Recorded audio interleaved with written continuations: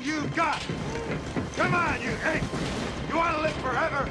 Originally on PS4 and now on PC, Helldivers is a top-down team-based shooter from Arrowhead, the studio behind a little game called Magicka. In Helldivers, you take on the role of a badass strike soldier known as a Helldiver, and you and up to 3 friends in any combination of local and online hop into drop pods to bring the wonders of democracy to the inhabitants of alien worlds that Super Earth is at war with through absolutely no fault of our own. Helldivers has already been out on PS4 for a while now, and it only just launched on PC today. This review is of the PC version and is geared towards those of you that haven't yet played it or even really heard of it. If you've known about Helldivers for a while or have played it before but were just waiting to pick it up on PC, then let me just say this. Yes, it is a great port. I've had no technical issues and the game feels great on a keyboard and mouse, though controllers work fine too. If you were just holding out for Helldivers to drop on PC, then get it and get your friends to play it with you. Now for the rest of you. Helldivers is essentially the video game incarnation of the original Starship Troopers movie that we never got. Ignore the one that we did get, just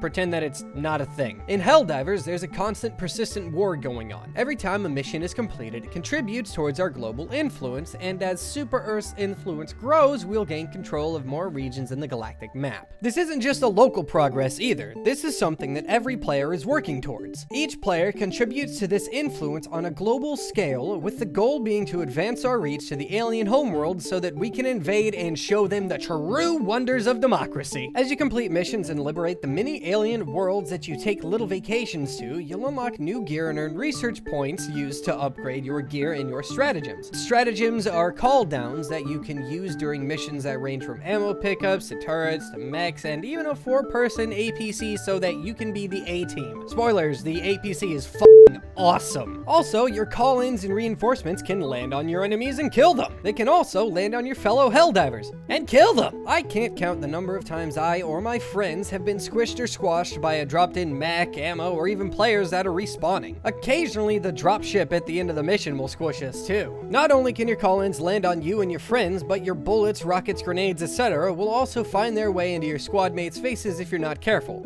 So, you know, be careful. To some, this may sound annoying or overly difficult, but to myself, and I'm sure others, it sounds like a refreshing dose of something different. The fact that so many things can make you or your teammates dead means that you all need to be careful and pay close attention to where you're aiming and who's standing where you just called in a drop pod. Each planet has a difficulty level ranging from 1 through 12, with 12 the most challenging being Helldivers. The difficulty levels are by no means an exaggeration. After enough levels and upgrades, I'm sure that you can handle anything with a skilled enough team that communicates well, but the real fun of the game is in taking a friend or two with you on difficult missions and trying again and again until you actually win. I found that an average mission is somewhere between 10 and 20 minutes, so while it can be devastating to lose right at the end, it's not an especially large setback all the time, and you can always abandon a planet to go and try somewhere easier. The missions are procedurally generated with the number of objectives dependent upon your difficulty. There are a few environments, each with their own hazards. As an example, lava planets have spouts of magma that'll shoot up and damage you and any gear you've got placed. Objectives are scattered around the map and decently varied, and most of them require more input and effort than just holding down the use button, though there are some times when that's all you have to do. Most interactions, including using a call down, require you to enter a generated code using directional inputs. If you get a single button wrong, you have to start over. It makes things pretty intense, especially when you have to enter some stupid long code in the middle of a firefight. The last thing I really want to talk about is the whole attitude that Helldivers has. The game is 110% Starship Troopers. It's self-aware and all about bringing democracy and liberty to your enemies. The player characters will scream hilarious things during combat, things along the lines of this.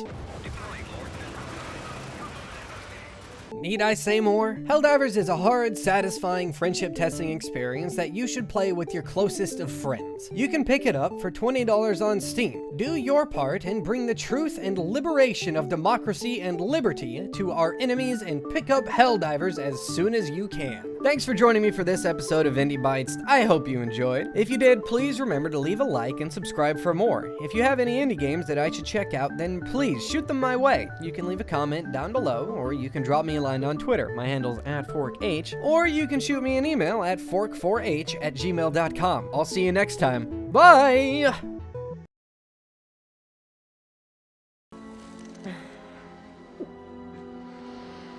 They sucked his brains out.